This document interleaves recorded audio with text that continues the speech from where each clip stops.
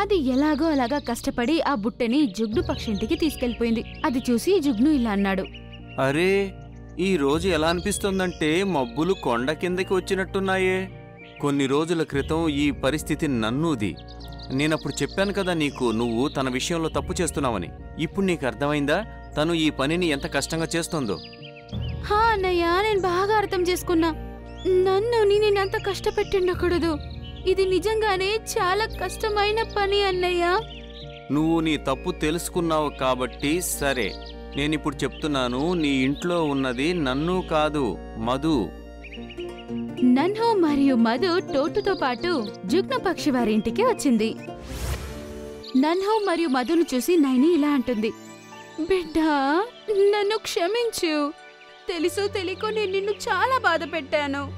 అలా చేయకూడదని నాకు ఇప్పుడు బుద్ధి వచ్చింది. ఇక మీదట మనమిద్దరం కలిసి పనిచేసుకుందాం. సరే, ఎలాగో మీ తప్పు మీరు తెలుసుకున్నారు కదా, నీ బిడ్డని నీ ఇంట్లోనే నేను వదిలేస్తాను.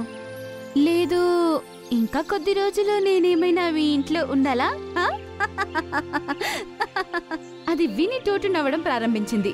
జుగ్ను కూడా నవ్వుతూ ఇలా అనింది, మధు ఉండిపో ఇక్కడే. బిడ్డా, కావాలంటే నువ్వు ఉండొచ్చు. ఇప్పుడిక మీదట నేనెప్పుడు అలా చెయ్యను. నేను చేసింది తప్పని అర్థం చేసుకున్నా.